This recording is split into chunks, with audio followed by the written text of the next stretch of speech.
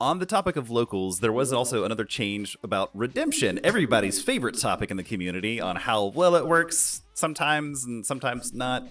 Look, I have talked up redemption a lot. Okay? I've talked up redemption a whole lot in the past. So whenever something fucks with redemption, man, it fucks with me. So they've added a new fly in the ointment, if you will. You can still redeem your points for cards for the new Plus Ultra set, for whatever the newest one is. However, you have to wait 60 days to be able to redeem them for whatever the newest Plus Ultra set is. I think you can still, if there's an in-person event, you can still show up and get them that way. You can do in-person redemption. So I guess this is still just to incentivize people going to the bigger events. Like, hey, if you show up, we'll let you do it here. But How does that help? By the way, how does it help to let people redeem in person? Like, what the fuck is the point? What's the point of saying we're going to put 60-day moratorium on it unless you go to an event? Like, if the people they're trying to stop getting a whole bunch of copies of cards just go to an event, they're going to be like, oh, limit 4 per person now? I mean, it just seems a little arbitrary, but I guess that's a solution. Limit 4 per person, but like, feels pretty bad if your loyalty points are literally more than you could spend at a certain point, right? Because they're tied to packs. So whales will just run out of things to spend it on. That doesn't feel good. Gotta say, I don't get it. This is another file pretty much everything in this video under the I don't get it category. Thoughts? Does anyone was there an indication given or said or anything?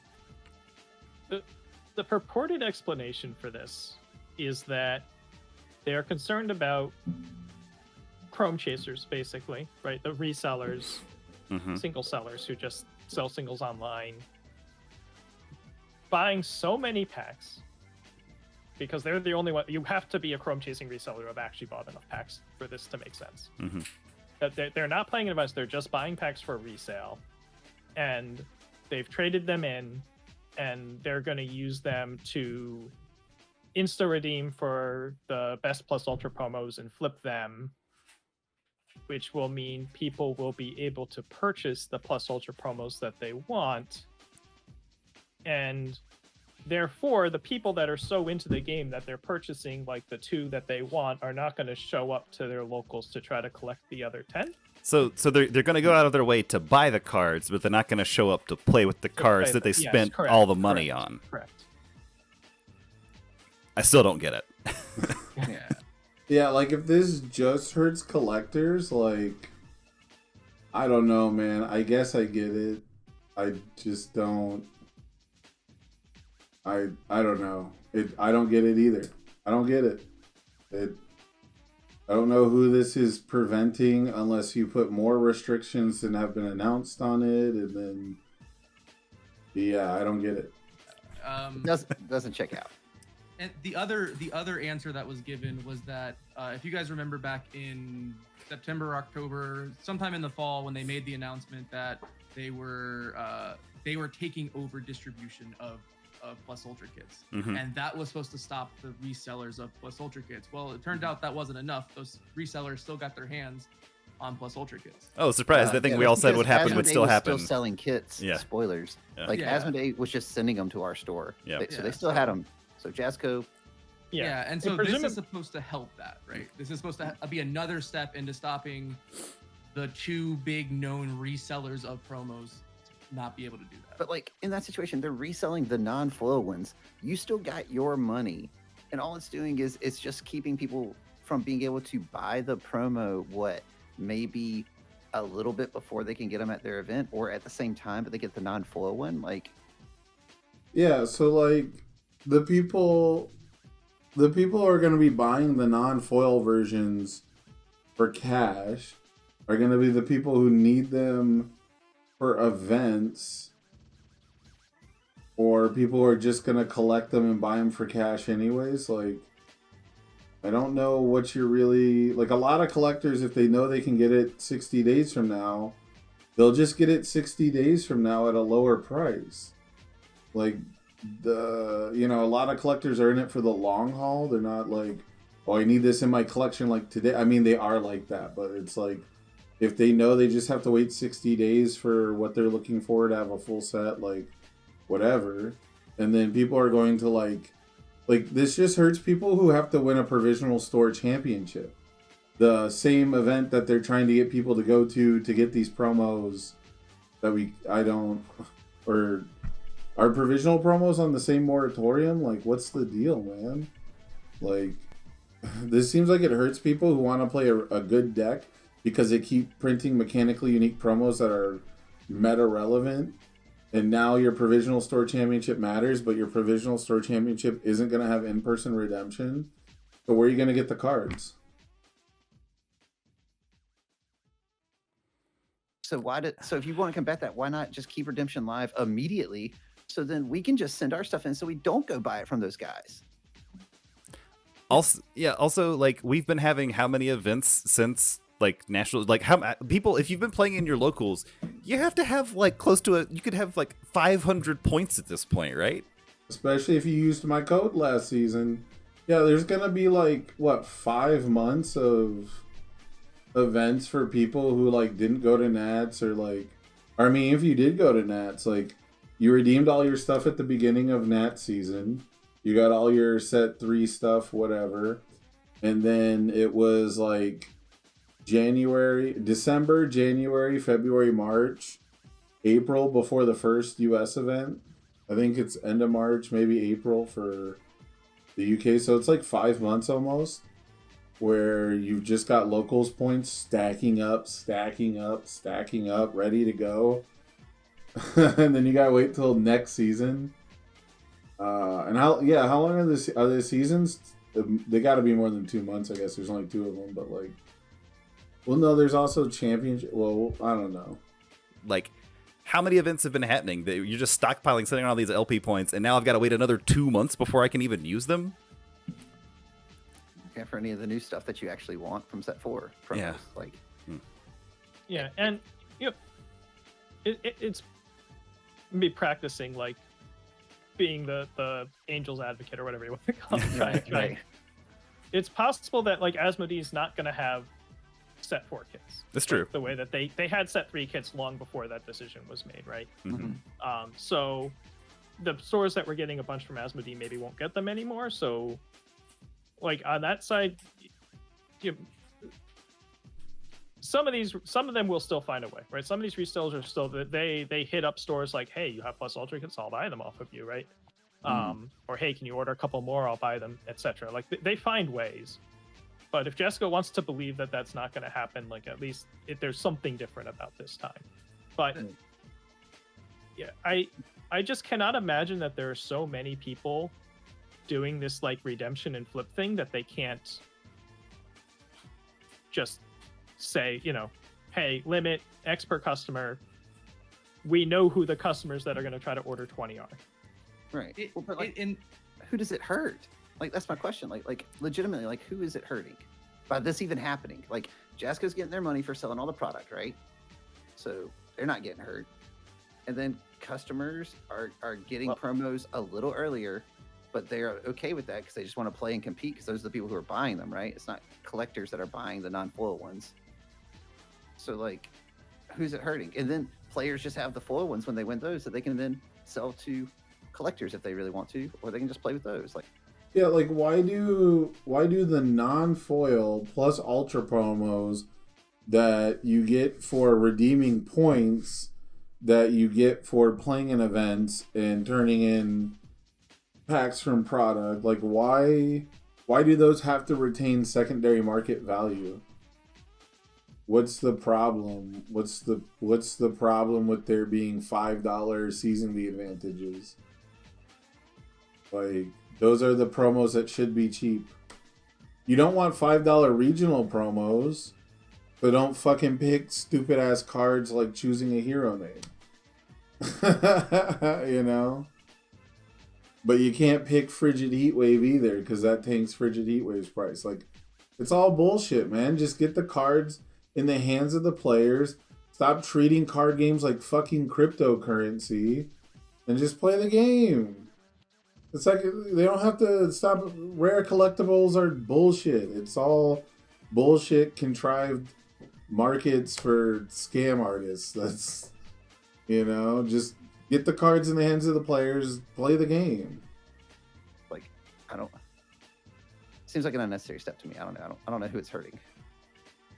The thing for me is like, I feel like it would be really simple for them to attach some kind of thing to your UGN account that says once you have ordered 4 of any given card, you just can't get any more, right? Like, and Put an arbitrary limit, or not arbitrary, but put a limit. Anyone, a store who's turning in 2,000 packs in one go or something, right? But like, I have to imagine it would just be like hey, you know how we stop people from buying 20 of each promo and reselling them? Your account has a 4 per card limit of any given card from any given season or kit, and then you just go, that's all you can get. Now, granted, those stores there are loopholes, but there's always going to be a loophole. No matter how hard they try, there's going to be a loophole. Right? Yeah, like in the future, you're just going to give your packs out to multiple people and through make multiple accounts and send those packs in under those names and redeem 4 per account, whatever. But he's right. There's always going to be a loophole to something like that. The only real solution to people not reselling these cards and Jasco not wanting them to do it is just stop printing mechanically unique cards that are not part of the set. Like this is really the only that's the only way to 100% stop it. He said it, not me. He said it, he said, then he said it, then he said it. Stop, just fucking, damn. Motherfucker spitting. Is to just put these fucking cards in the set, right? Like Hardened Barrage and Rapid Punches, like the 2 best cards probably from the last Pulse Ultra set. They should have just been. Season the Adventures in there, dog. It's season. Oh, sorry. Well, that's okay. Why did that's they all that's share another so thing. many symbols? But they're like, just put those cards should have just been in the set. Like, just put all these cards in the set, and then we're done. There's no more problem of people buying and reselling these cards, right? John, it sounds like you're pandering to directly me right now because I fully agree with everything you just said. So. Or our friend John, you don't have to go. If you're gonna make mechanics, make them like mount lady stuff, like stuff that's like kind of cutesy and fun, but not like tournament staple stuff. Yeah. But I don't know the whole. I guess I would just wanna.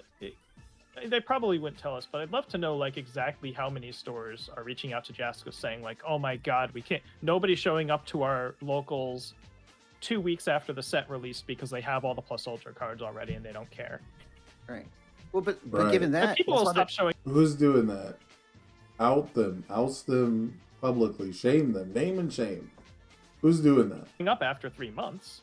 yeah, But this they're doesn't do anything about that. Yeah. They're doing extra credit stuff though. It's like they're clearly trying to pivot to like sealed as an option as well by having those extra credit promos, right? Like, which is I see Andrew shaking the head. The thing is, okay, so they sent out, for those who are watching and may not have known this because it was kind of behind the scenes and then announced a little bit later on, they sent out an email to retailers saying, hey, we want you to run sealed events of Heroes Clash before the set 4 pre-release. Oh, they were trying this shit at my locals.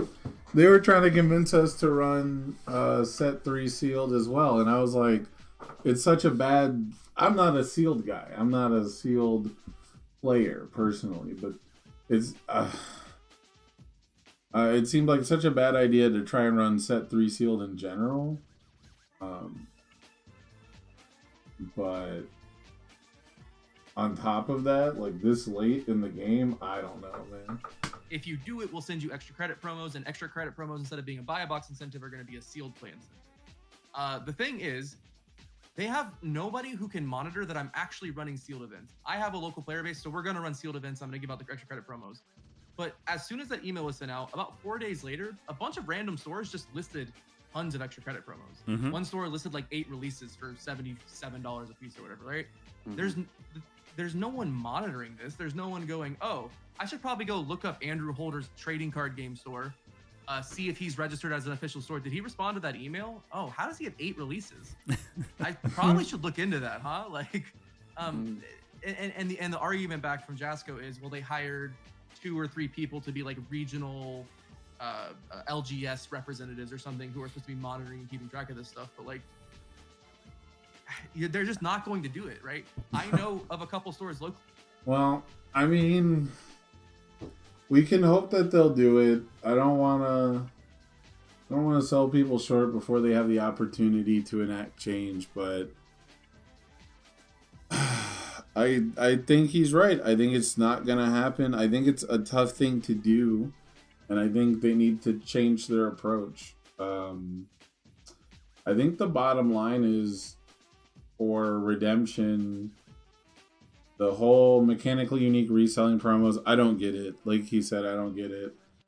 I don't understand how that approach is supposed to stop it. But I think at the end of the day, they need to stop making these promos mechanically unique and super meta relevant. And like, yeah, could have been one of those promos, right? It could have been a Plus Ultra promo because it's super cutesy. Collectors might want it. Nobody's fiending for it. No one's 4Xing it. In top cuts at Nationals, you know, they could have done like every one-off character, basically. They could have, I don't know. They could do so many things that would just not be offensive, but mechanically unique in general, it should be saved for like goofy, funny characters. You know, it should be saved for characters that might be competitive, but have like a gimmick that's not supported anywhere else. But I don't know. What do you guys think? What is the linchpin here? Where do things need to change? I think it's at mechanically unique promos. I think that puts a big stop to a lot of the problems that they at least say that they're trying to address.